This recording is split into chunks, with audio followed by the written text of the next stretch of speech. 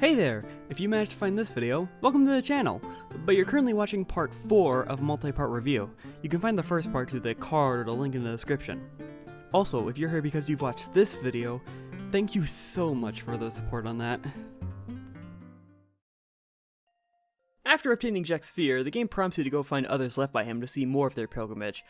By the way, did you know that there were plans of a prequel to this game about Braska's pilgrimage? The game was ultimately cancelled due to the fact that it features an all-male cast, and Square was adamant on making a diverse cast of characters for their games. Thankfully, they would never ever entertain the idea of a Final Fantasy game with a main cast of only male characters. Auron will also learn a new overdrive, Shooting Star, being a high-damage single-target attack that has a different button combination to enhance the attack. Leaving the forest, we enter the frozen wasteland of Canada M.I.R.A.I, featuring a frustrating treasure chest placed right behind a character in his fat-ass chocobo. Like, look dude, pondering a career change from chocobo knight to breeder is less important than my goddamn loot. It's not long till the party runs into Tremo, who offers to escort Yuna to the temple and leaves her guardians to wait for a different escort to come. Why not just have everyone travel together? The answer is simple: Watto tradition. Before Yuna goes too far, Yoshi whistles to her, a gesture that he taught her all the way back in Luca, that I didn't mention because I'm a moron and forgot that this gesture is a pretty big deal in their relationship and comes back multiple times. Anyways, not even 5 seconds after being separated from her guardians, the Outbed ambushes Tremo. The cool guy with the mohawk from the prologue shows up and announces that this weapon has the ability to nullify magic. The crawler has two parts, the weapon itself, and a drone, the Negator, which prevents summoning and magic attacks, effectively making Lulu and Yuna glorified punching bags. The strategy sounds pretty simple. Destroy the Negator using Wakka and Riku, then spam the shit out of thunder spells with Lulu Rixian. But it might be a good idea to keep it alive, because crawlers spend each turn charging a mana beam in the background that does some pretty insane damage. I don't have any footage of this, but I'll explain the reason why later. But since the mana beam uses, well, mana, the Negator can also nullify it, so you might end up witnessing the crawler pull off the 15 billion IQ play of respawn the disruptor on the same turn it activates the beam, and does no damage. So, with yet another weapon destroyed, Riku explains to the Mohawk guy, who turns out to be her older brother, that she is now Yuna's guardian, and while his name doesn't get revealed in the session, I'll gladly reveal that his actual name is Brother. However, since she said this in Outbed, Wakka is curious as to why she knows the language, and with no real way to bullshit an answer, Riku decides to reveal that she is an Outbed to him. This ends up sparking a heated argument between the two, with Wakka claiming that Riku's people are part of the problem of Sin coming back, and Riku arguing that there's no real proof of that outside of Yevon's teachings, and ends with Wakka storming off ahead when Yoshi and Lulu defend Riku. The rest of the party uses some vehicles the Outbed left behind, with Yoshi and Lulu sharing one. On the way, they end up talking about Riku, and you know what? Let's take a quick moment to talk about her relationship with the rest of the party. With her being the first person Yoshi met in Spirit and the one who basically saved his life, he has quite a lot of respect for her. Very early on, the game teases a potential romantic connection, but it's quickly dropped as his relationship with Yuna develops, which I'm glad is the case since I get more sibling-type vibes from their conversations. Kimari has an interesting take on her. During a conversation where Yoshi and Riku talk about how she become more like Lulu, he remarks on how she should focus on what makes her who she is. Although through his more simplistic manner of speaking, she interprets it as she'll never be like Lulu. Speaking of Lulu, both she and Auron have a mostly similar opinion, in that they understand that she's a good person, but I'd say Lulu probably has an overall better opinion of her due to how well she gets along with Yuna, which leads on to our next character, Yuna. She is easily the one person Riku gets along with the most, and to prove this, I only need to mention one thing: Riku's nickname for her. She's the only character here that gives another character a nickname like this, and it's given to her as early as the Thunder Plains. The only exception here is all the way back in the battle tutorial in Besaid, when Wakka refers to Lulu as just Lu. And considering where their relationship ends up in the sequel, you'd see how nicknames equate to strong connections. As the conversation between Yoshi and Lulu continue, it's made obvious that the only person who has a problem with her lineage is Wakka. Unfortunate considering how well they got along before this, with Lulu confirming the initial theory that whose death is the reason. Yoshi mumbles to himself that he was essentially killed by Jekt. Lulu catches some of his words, with Yoshi quickly changing the subject to ask if anyone is aware of the fact that a person can become Sin, under the guise of asking if it's a possibility, and the answer he gets is that basically nobody knows the truth about it. We finally arrived at M.I.R.A.I Temple, and so far, this is the coolest looking one. It's in this gigantic cave suspended over a lake, and it's practically all supported by ice. Soon after entering, we see a woman barging out of a room that has witnessed the contents of Jiskel's sphere. The party all take a look at the sphere themselves, and it basically goes like this. I fucked up! My son's a psychopath! He's gonna murder me, abuse the system, and plunge Spear into chaos! Whoever watches this, you need to stop him! With Yuna's safety uncertain, everyone forces their way into the Cloister of Trials. Macalania's trial opens with an icy hallway, and on the other side is the exit. The solution is easy. Walk forward. Upon entering the chamber that is suspiciously larger than the previous ones, the group is eager to confront Seymour, everyone except Waka, who has been constantly worried about threatening a maester. When Yuna returns, the party attempts to question Seymour about his father's death. His response? What of it? So yeah, this guy has gotta die, starting the third boss fight in a row. The fight opens with Seymour and his guards casting defensive spells on themselves, with the guards increasing their physical defense and Seymour increasing his magical defense. Seymour used the 4 elemental spells Blizzara, Thundera, Watera, and Fira in that order, meaning that Yuna's 4 null spells can completely invalidate his turn. Much like Gui, the guards will protect Seymour if he's targeted, but whenever they're damaged, they will instantly use an auto potion and heal. Riku can nullify this effect by using Seal on the guards, and unlike Gui, they don't respawn after dying. This fight features a trigger command for 3 characters. Talk. It might sound like a waste of a turn, but after the neat flavor text, it ends with the character getting a stat boost. Yoshi gains a strength boost after telling Seymour about how untrustworthy he looked from the beginning. Yuna gains a magic defense boost after expressing her resolve to stop Seymour despite its position. And Waka gains the same boost after failing to convince Seymour to stop fighting.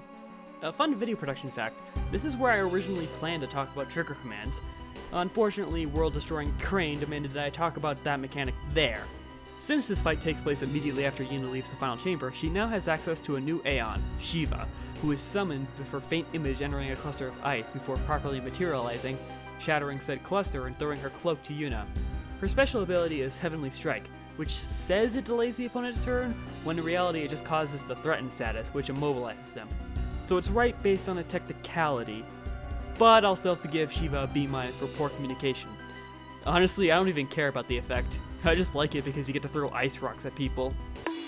That guy got hit in the head with a Ice rock. Her overdrive is one of the most iconic in the game. Diamond Dust encases the enemies in ice via Shiva harnessing an icy wind and shatters it, dealing high damage, all with just a snap of her fingers. However, in case you've forgotten, Seymour has his own Aeon and summons Anima, who alternates between boosting and casting Pain, dealing non-elemental damage. If you let Anima's overdrive gauge fill up to full, they will end up casting Oblivion, where Anima drags the target into their realm, and its second half will straight up just launch rapid-fire punches and finish them off with an explosion. Once Anima is defeated, Seymour will retaliate by casting the multi-variant of one of his spells, extremely powerful attacks that, on my first attempt, annihilate my active team, cause the game over, and after reloading my save, while preparing for my second attempt, my whole PC crashed! Which ended up corrupting what footage I had for this session and forced me to start over from the end of Macalania Woods. So yeah, that's the reason why I don't have footage of Crawler using Mana Beam. Once this battle is over, Seymour dies in this goofy, dramatic-ass pose, but before Yuna can send him, Tramiel barges in, brands the group to be traitors before taking Seymour's body away. By the way, I'd like to take a little time to highlight this moment where Yoshi reminds the party that they were in the right for killing Seymour, specifically his face. Look at the extra effort they put into his expression. Now look at the exact same scene in the remaster. After seeing this comparison for the first time, that's when I started to realize, hey, maybe this remaster is kind of bad. It's clear sticking around in the temple isn't going to help the group, so they make their way back through the Cloister of Trials, but right before leaving, the icy hallway disappears, with a path to the lower levels appearing, making the actual trial leaving. Now, knowing that the main element associated with Macalania is ice, can you guess what mechanic they built this trial around? That's right, it's sliding block puzzles! The goal here is to use Macalania spheres to repair the path and create ice clusters to stop the sliding block. I will mention how cool the method of finding the hidden treasure is. After fixing the path, a floor panel back up top is made usable, and it moves the block up. You then push it down, it hits a glyph on the floor, and gets launched into the cluster of ice holding the destruction sphere, which you then place in the one slot that doesn't react to Macalania spheres. Returning to the lobby, a group of Guado led by Tramiel prevent the group from leaving, and refuses to hear them out. It would seem easy to prove that Seymour is in the wrong by showing Tramiel Jiskel's sphere, but he's not only taking the sphere for himself, but quickly destroys it in front of everyone. With his intentions made clear, the group forces their way out, with Watto soldiers in hot pursuit. They eventually make it back to the area where they fought the Crawler, only to be ambushed by a fiend that the Watto take advantage of in yet another boss fight. The Wendigo can only use physical attacks, and one of the two Watto will inflict the Berserk Staff onto it, increasing its power. Just watch it demolish Lulu before Yuna is able to cast Sinno on it. Killing both Watto does help with survivability, however, in their dying breaths, they will cast Protect and Shield onto the Wendigo, making the fight theoretically last longer. The party is able to strike down the Wendigo, but it doesn't last long as it quickly gets back up and destroys the ice under the party, causing them to fall into the lake below. Miraculously, everyone is relatively unharmed from the fall, and we're given a moment to calm down and reflect on what just happened. Wakka in particular is very upset about the state of event due to him being the person most devoted to following the teachings of Yevon, and learning the truth about Riku not too long ago. And with that reveal, we get to see another angle of this aspect of the story, where Wakka is distrustful of Riku and isn't willing to hear her out on what she has to say.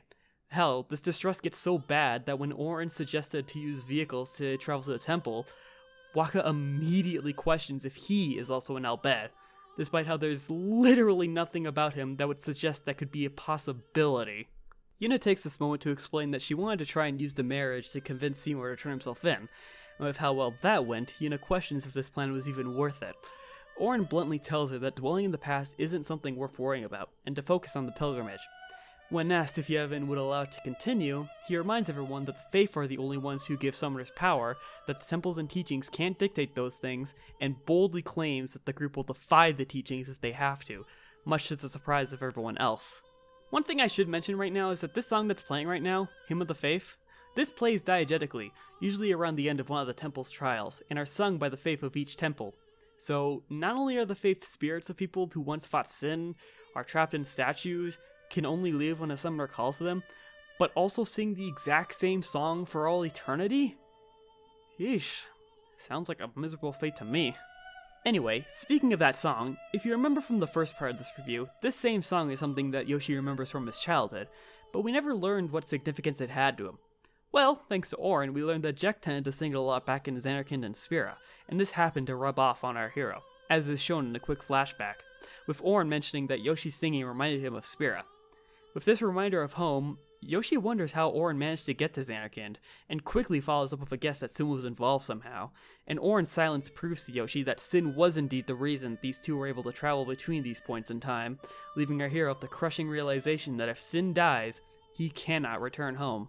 Despite the hymn's soothing nature, a few characters can't shake off the feeling that something's wrong, and it's quickly proven correct when it suddenly stops, and is instead replaced by the Guilty Gear Strive soundtrack? Oh wait, that means it's Sin! So, yeah, it's shown up again. While everyone else is panicking their asses off, Yoshi quickly realizes that it's here because Jack was feeling homesick and was listening to the hymn. With this realization, Yoshi gets to talk with his father for the first time in over 10 years. Well, I say talk, but it's a pretty one-sided conversation, as it seems the most Jack can do to communicate is with these visions. But it ends with Yoshi understanding Jack's resolve, and promises to find a way to end his existence as Sin. And much like his previous encounters with Sin, our hero wakes up in an entirely different body of water, this time being in an oasis in the middle of a desert? Not sure if that makes any sense, but hey, I guess that's Sin magic for ya. Unfortunately, Yoshi is once again on his own for the time being, but thankfully while fighting a zoo that is not of the mountain variety, only Final Fantasy XIV has been blessed with that one, Orin and Lulu run into him. After the battle, we find out that after Sin's appearance, everyone got separated. Although considering 3 of them ended up here, it's likely that the rest of them would also be nearby. And it turns out to be the case, as we ran into Wakka, who's ironically been attacked by Machina, Kimahri, who really wants to find Yuna by constantly attempting to walk over this hill, only to slide back down, and Riku, who believes that they've ended up on Bikanel Island, where the Al-Bhed currently reside in secret to the rest of the world. She offers to take them to their home, creatively named Home, believing that would be the most likely place for Yuna to be since any Al-Bhed that would have found her would have taken her there. Riku offers to escort them, but under the condition that everyone, and by that I mean Wakka, keeps the place secret. Despite Wakka's intense glaring, they agree and make their way to Home. As is its nature as a desert island, Bikanel is very open, a far cry from the previous areas being glorified hallways with the occasional side room with treasure on it.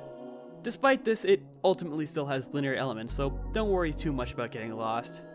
But that didn't stop me from spending an hour and a half exploring every area to get as much loot as possible. Upon reuniting with Riku, we're shown another trait of hers. Due to being very familiar with Machina herself, using steel on a Machina enemy will instantly kill it, along with its item being taken, and one of those items are Al-Bhed potions. These can also be found in specifically marked chests. Al-Bhed potions kick some serious ass. They're basically party-wide high potions that cure poison, silence, and petrification, and considering you don't have access to Yuna right now, these can come in clutch. Just one problem though. These potions can only be used via the use command, so normally only Riku can use them, making her a decent substitute healer for Yuna.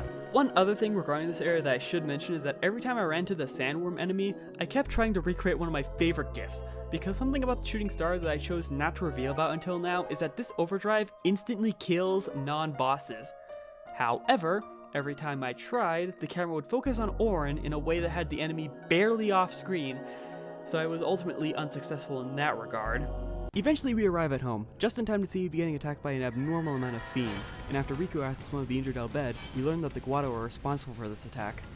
I'd like to mention that I've collected enough Al-Bhed books at this point that I can somewhat translate what they're saying. For example, I can figure out that this bald guy here is saying, Guado go for the summoner. By the way, this guy ends up being Sid, Yuna's uncle, and Riku's father, making the two of them cousins. Guess that explains the nickname. With the safety of Yuna once again uncertain, the group rushes into home, but not before looting one of the corpses outside, and it's an absolute war zone. In nearly every room they get ambushed by a group of fiends, with a Guado accompanying them acting as support, much like in the Wendigo boss fight. By the way, when you reach this fork in the road, the left path with the save point is where the story is, and the right is where all the optional shit is. You see, I know this because I took the left path and got locked in because of story shenanigans. Although that might not be the right word to use here, since this is where Riku explains that the Al-Bhed used to live on a different island that was destroyed by Sin, separating them all across M.I.R.A.I. Under the leadership of Sid, they were able to reunite and build home, but with how bad things have gotten, she can't help but wonder why it had to come to this. Upon hearing this, Wakka for once shows Riku some empathy. When she alluded to this earlier in the story, he initially brushed it off, assuming that our people deserved it. So to see him react this way to their history, that's what we in the business call the seeds of character development. The party's main destination is the Summoner's Sanctum, where the summoners are kept. You see, the reason the Al-Bhed kidnap summoners is so that they can keep them safe. Surprisingly, Wakka gets why they do it, and it's not like he kinda understands the reasoning. No, he completely understands. This confuses Yoshi since, from his perspective, as long as Guardians do their jobs, there's no way any serious harm will come to them, right? Well, before he can get an answer, the party makes their way to the Summoner's Sanctum, where we find Dana, Isaru, both his brothers, the corpses of many Al-Bhed, but no sign of Yuna. After learning that the Al-Bhed here sacrificed their lives to protect the summoners from the fiends, Yoshi questions why they didn't trust in the Guardians to protect their summoners. This prompts Riku to reveal the horrifying truth behind the Summoner's Pilgrimage. While the final Aeon is capable of defeating Sin, it will also kill the summoner who called upon it. Our hero responds to this exactly how you would expect, breaking down instantly, questioning why he was kept in the dark, lashing out at Lulu and Wakka for letting Yuna start a pilgrimage despite knowing her fate if she completes it, and realizing all the things he told her before learning the truth. And major props to James Arnold Taylor for nailing the frustration the protagonist feels towards everyone for hiding the truth, and himself for suggesting that a summoner can just beat Sin again, and suggesting to visit Moonflow after defeating it. After sufficiently venting out his emotions, our hero promises to find Yuna and make sure she comes back out of this journey alive and well. Proceeding forward, we encounter Sid. After throwing Yoshi around, very important, he explains his plan to find Yuna, via the airship they are currently in, the very same airship found in the prologue. It's time to leave home behind, but with its location compromised and survivors evacuated to the airship, Sid orders its destruction, using one of the forbidden machina, an array of missiles that, based on the size of the resulting explosion, might as well be classified as nuclear. After an inappropriate attempt to lighten the mood from Wakka to remind the audience that he's still supposed to be somewhat unlikable right now, you're given a moment to explore the airship. It can feel very confusing to navigate all of the similar looking rooms, but by traveling around you can find some interesting things from some of the passengers, like Isaru's youngest brother taking in the truth of what happens to summoners who defeat Sin, Dana explaining the taboo nature of summoners quitting their pilgrimage while considering the idea of quitting herself, Rin conveniently arriving at home, managing to get on the airship without being harmed, and filling in Waka's role for the time being, and Waka being absolutely mortified by the fact that he's flying in such an advanced piece of machina, and realizing that Yuna is half Al-Bed when he overhears Sid call her his niece. The song that plays in the airship is really good. It's another excellent piece in this amazing soundtrack. I probably should have mentioned it earlier, but yeah, I really love this soundtrack. If I could just use a single word to describe it, I would call it atmospheric. And by that I mean its greatest strength is how well it sets the tone and mood. One of my favorite parts about putting these videos together is playing these songs in them. I've already highlighted some of my favorites, like this version of the Prelude and Chocobo theme, but I can't discount the original editions as they are just as good, if not better. Titus's theme is simultaneously somber and hopeful, encapsulating everything about his story.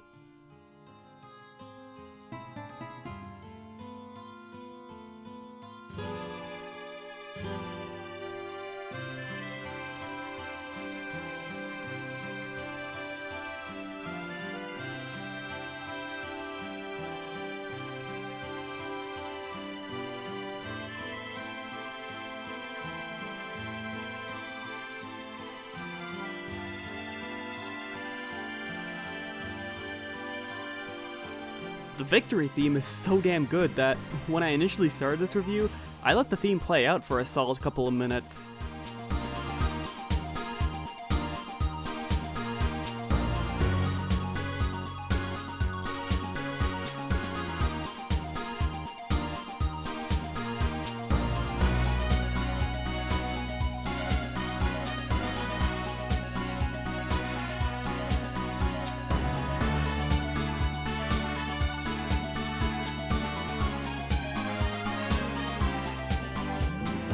The same can be said about Besaid, just an absolutely magical piece of music.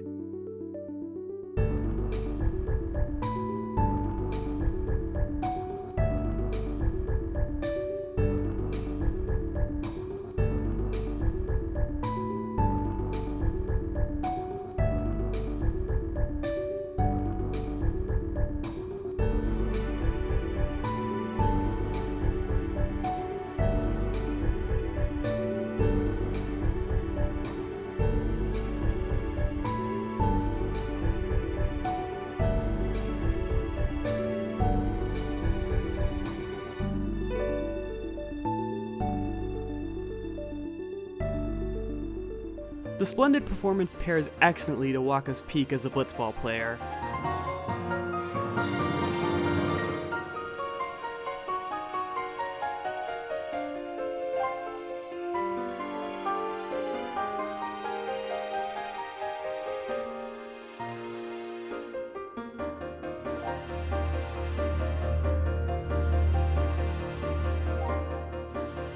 The travel agency's calming tune is a perfect fit for Rin's rest stops, allowing you to reflect on everything that's happened so far.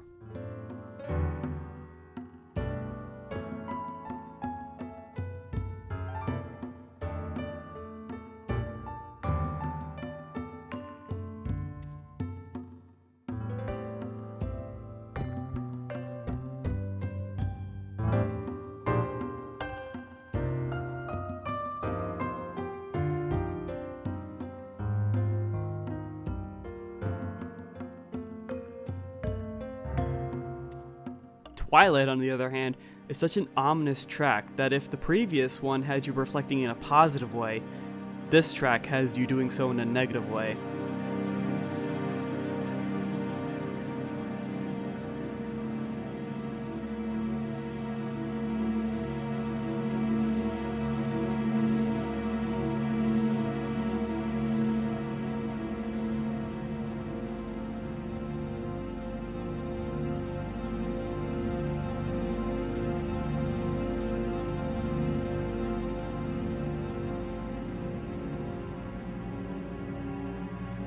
And not too long after reflecting in this way, you'll likely be listening to Wandering, a song that I could listen to for hours while letting my mind relax, perhaps getting a little introspective as well.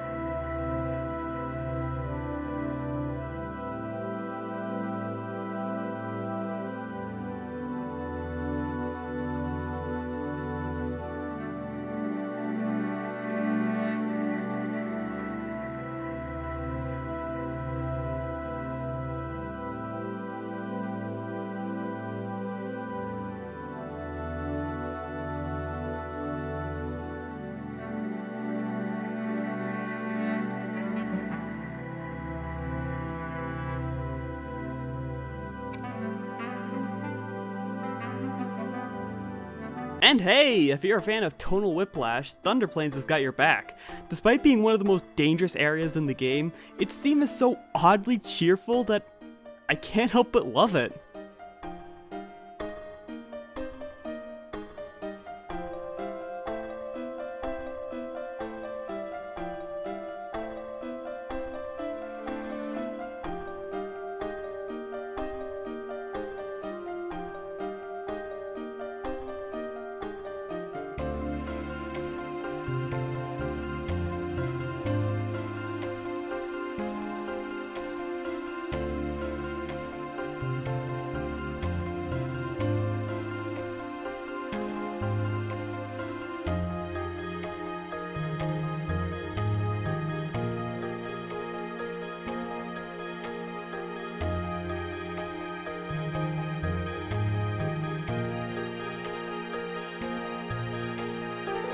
There are more tracks to mention, however, I'll wait until we reach the point where they play in-game to talk about them.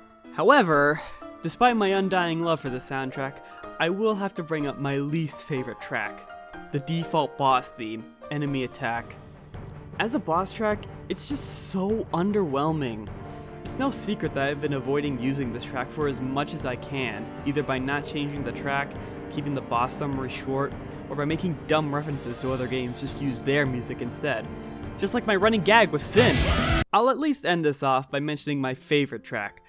You might expect it to be like a battle theme or a cutscene track, but it's actually the very first town track, Spira Unplugged, which plays in Besaid Village in Kielika.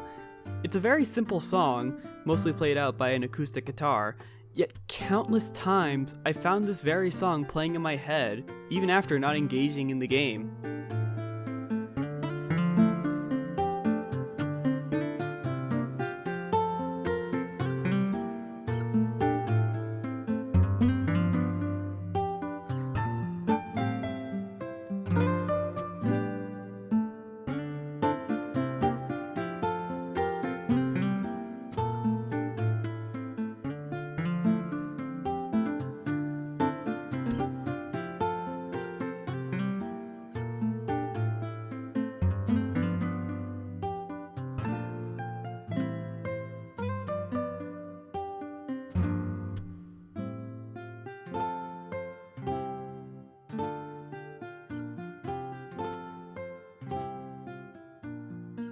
Now, where were we? Returning to the front deck, we see Sid and Auron arguing about Yuna's pilgrimage. Throughout the entire journey, Auron has made his stance regarding her very clear. Under no circumstances can she quit her pilgrimage. Contrast this with Sid, who understandably wants her to quit so he doesn't lose her, since she's the only other family he has outside of his own children. Auron appears to let Sid have his way, but talking to him afterwards has him imply that it's just to get Sid off his back. It takes no time at all to locate Yuna. She's in the capital of Spira, Bavel. She's not her usual summoner garb, but instead a wedding dress next to Seymour, who's looking alive and well despite dying in Macalania. Due to not being sent, he's managed to remain in the mortal plane and is able to retain his form, thanks to his strong emotional will to marry Yuna, similar to how his father is able to leave the far plane due to his will to reveal Seymour's true nature. On the way to Bavel, Rin calmly notifies the group that some Guado managed to sneak on board, and the fact he does this so nonchalantly is another reason why I find him so entertaining. While the other summoners deal with the attack, the group makes their way to the outer deck. Looking at one of the windows, they see a mighty worm, M.I.R.A.I, who protects Bavel from invaders, and is our next boss fight, because why not? Let's cram more bosses into this video, am I right? M.I.R.A.I's most dangerous attack is its poison breath attack, doing a concerning amount of damage and applying the poison debuff to all active party members. If you manage to get hit by this, Albed potions are your best friend. In order to avoid this potentially lethal attack, you must use the trigger command to notify Sid to pull back. When should you do this? After M.I.R.A.I lets out a roar, indicating that the attack is coming up on its next turn. There's just two things to keep in mind. 1. The airship can only be moved when it's Sid's turn, indicated by his icon on the turn indicator that honestly looks more like Final Fantasy VII Sid than this game's Sid. And 2. Only Yoshi and Riku can give the commands due to volunteering before the fight begins. Pulling back should only be used for the purposes of dodging, as when you do, ranged attacks can only damage M.I.R.A.I, and it's not like there are minions that spawn to keep the melee characters busy, so after dodging the breath, it's best to get back as soon as possible. The issue here is that this stupid hairy lizard can announce this move at the worst possible time, where Sid can't move in time, cast haste on itself as additional fuck you, making it outright impossible to react to, or in this case where I predict the roar and move out in time, just fucking cheats and use Swooping Scythe to move towards the ship before using its poison breath. All of this is really making me miss having access to Aeons right about now. But, with its eventual defeat, there's nothing stopping us from storming Bavel. So, what do you say we crash this wedding?